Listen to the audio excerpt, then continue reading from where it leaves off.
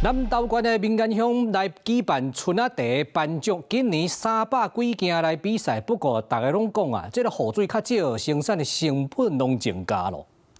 民間鄉農會舉辦115年度春季台灣好茶評鑑頒獎典禮，最後是青年茶農游眼弟連偉民摕到烏龍組甲金山組的得獎獎。今年的這個烏龍帶有蘭花香跟楓糖甜，那金萱呢，這個香氣帶有七里香跟這個甜奶香，這就是我們民間的特色。咱農會也是咱公所，也是咱縣政府一定會好好來推動着咱民間的好茶。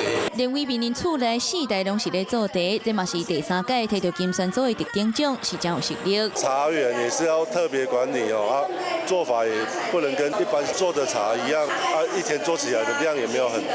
今年春天的雨水較少，袂少茶產量攏受到影響，民間鄉的茶農是拍拼引水，才減少損失。以後除了乾旱補助以外，就是也一個灌溉補助。